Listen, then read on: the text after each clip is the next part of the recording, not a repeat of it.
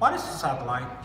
According to NASA, a satellite is a moon, planet, or machine that orbits a planet or star.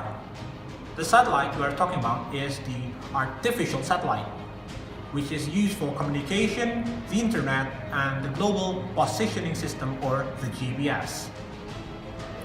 Why Indonesia needs a satellite? If we look back to our history, Indonesia was the third country in the world to operate a satellite after the US and Canada. It was then launched in Kennedy Space Center on 7:31 p.m. July the 8th, 1976. The use of satellite was to ease communications between the vast Indonesian archipelago. Why we still need the satellite? Why its mastery is important for Indonesia to conquer the world. In the era of globalization, Indonesia needs to compete with other countries. It is a reality. With a population of 261.1 million, it's a great advantage for Indonesia to compete with other countries. But we have a problem. We are lacking of highly skilled laborers. To overcome this problem, we need to improve our educational system. The usage of internet will help them study and broaden their image of the world. How can we provide internet and other forms of information and communication to them if they are live in remote islands and remote areas? The satellite is the answer. The satellite is cost effective. The relationship between the cost of satellite, capacity, and the number of users or distance is non-linear. Its ability to provide internet in remote areas and its large coverage is very useful, especially for Indonesia. It is very reliable in times of disaster and its performance is very superior. With the speed and uniformity it can provide, government and corporations rely highly on them.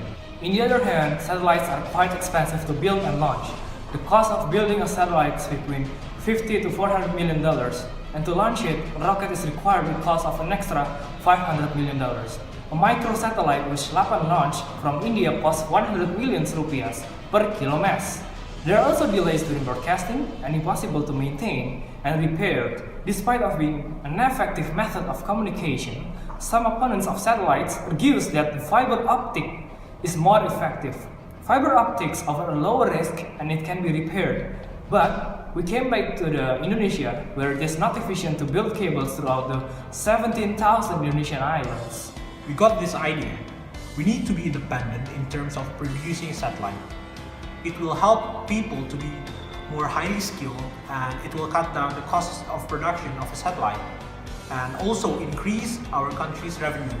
As we are able to build a satellite already, we need to enlarge the scale.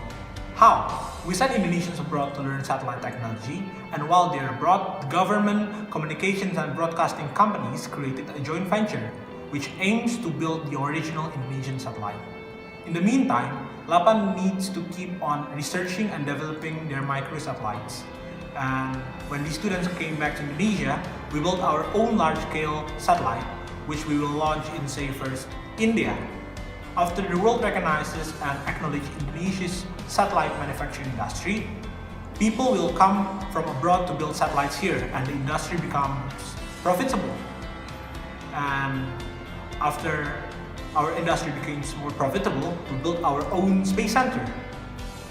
Therefore, we are able to build our own satellite and launch it with our rockets from Indonesia.